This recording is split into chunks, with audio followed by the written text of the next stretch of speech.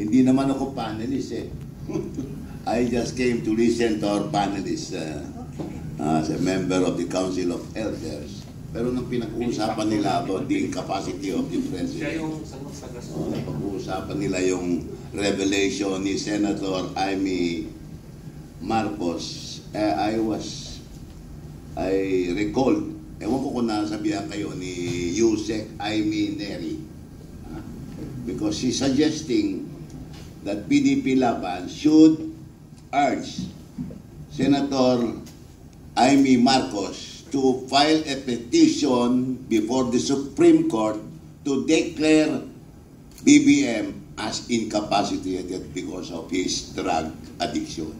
Yun ang ano. And I told her to prepare the petition, and then we will ask the senator to file the petition upon the support of PDP Laban. Talagang that's the best way, the easiest way to declare. Kasi wag na kayong mag-isip, wag na kayong managinip na magde-declare siya ng incapacity niya sa sarili niya. She will never do that. That is why I don't know if some of you, in our text messages, that text messages natin, I jokingly, although baka sakayan, I jokingly said, I will negotiate, I will volunteer to negotiate the free conduct pass of BBM. Baka mabasa niya. Hindi ko sabi niya po, sige nga, i-negotiate mo para makalis na kami. Of course, that is far-fetched. That is why the best move is for Senator Amy Marcos to file that petition to declare the President incapacitated. Based on her allegation, I suppose it is supported by evidence that the President is a drug addict. Eh, pagka-drug addict ka, wala na. I know a lot of people na naging addict, and when you're an addict, wala ka ng capacity to lead. Even to live a normal life, mahirap na yan. And much more kung maging leader ka ng isang bansa na naghihirap na dahil sa another issue of corruption. Anak ng pating. It is beyond my imagination itong nakawan na ito. I was also in Congress. I was in Congress, and I recall every semester we are given an allocation of 70 million. And at that time, that is from 2013 to 2016, ang laki na sa akin yun. Ang dami ko lang nagagawang project sa aking distrito, sa aking mga constituency, like farm to market road, health preservation, 70 million. Ang laki na noon. Eh ngayon, anak na, pati billion naman. Kita ko yung maleta, limowa pa. Limowa pa. I imagine that. Paano na consistent yung mga tao ito? Kaya humahanga ako dito kay Zaldi, Congressman Zaldi po. Putting his life in danger in jeopardy. Nireveal na ng katotohanan. Eh, hindi naman gagawa ng istorya ng isang congressman kung walang katotohanan yan. Chairman pa ng APRO. Oo, APRO pa yan. Saka, ito si BBM, minumura na siya, bakit hindi siya nagre-react? Narinig ko si Congressman Kiko Barsaga. Grabe kung murahin niya si BBM. Walang reaksyon ng BBM. Kung ako presidente, kaganunin na congressman. The next thing I do, I'll cite for sedition para ma-arresto agad. Yung narinig ko yung vice mayor namin sa Isabela, si Respicio. Grabe kung bumalat. Ukinam, sabi niya, sa Ilocano eh. Ilocano ka pa naman, nakakaya sa lahi natin, sabi gano'n. Sasabihan ka ng vice mayor ng gano'n, presidente ka ng republika, wala kang ginagawa, wala kang comment. These are only indication of guilt. Na wala na. Wala na siyang dahilan mag-react dahil alam na tama. Totoo yung sinasabi nila. Yun naman po. And that's why I asked PDP to start supporting Amy to file that petition. That is the best way. Ayan. So, merong pananaw ninyo dito sa pirma ng mga politiko, especially local chief executives, particularly League of Cities and League of Municipalities of the Philippines, na sinisuporta nila ang liderato ni Pangulong Bongbong Marcos. Simula tayo kay ano. Well, ito maliwanag ha. Iyon ay hindi lang tacit admission, kundi express admission that this administration is not only in crisis, it is already what? Collapsing. Collapsing na ito kasi dinaanan na natin itong sitwasyon na ito. Alam namin yan ni Secretary Bebot. Yung mga situations na ito, yung mga ganyang mga manifesto galing sa mga political parties, galing sa mga liga. Naku po, dinaanan na rin po natin yung mga sitwasyon na yan. Hindi lamang po nasa crisis ngayon itong administrasyon na ito.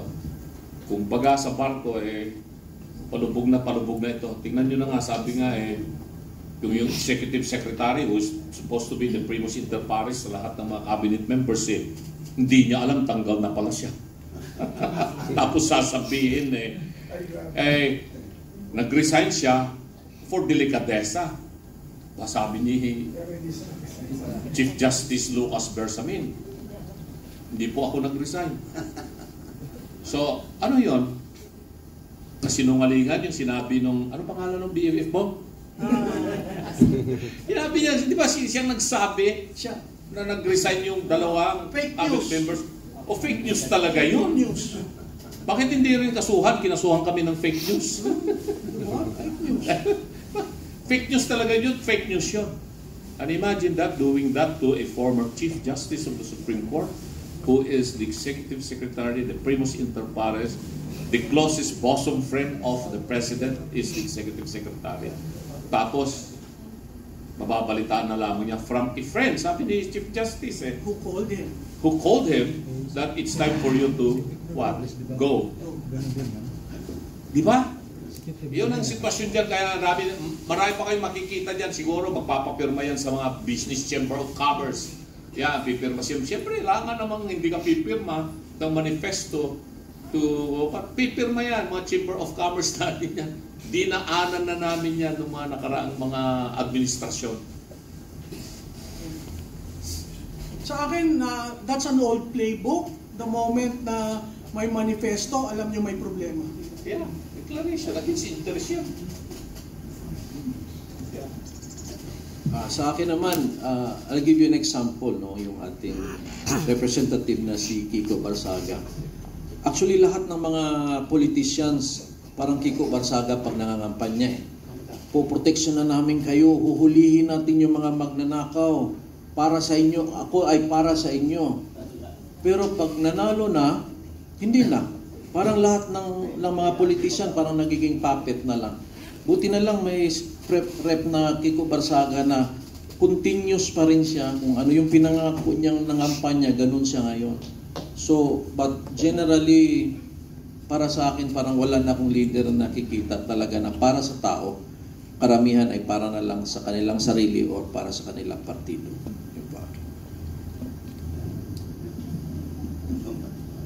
Remarks mo about sa manifestation of support na nilabas ng mga political parties at saka mga liga. Alam nyo, under a situation that we have now, kanya-kanyang papel na yan. Kanya-kanyang papel na yan. Yung mga iba, kunyari, nagsosupport pa kay BBM para makakuha pa rin ng last-minute benefits from the President. Yung mga iba naman, well, kilala naman itong mga kaliwa. I used to be a leader of the kaliwa. I know how they operate. Yung pakikisama nila kay BBM, part of their strategy yan. Part of their strategy yan. Okay, naniniwala na talagang sinusuportahan si BBM. Hindi. Kunyari, sinusuportahan lang para makakuha sila ng mga pabor. Ngayon lang ako nakakita na itong mga party list, kagaya ng Akbayan, Kabataan, Gabriela, tumatanggap na sila.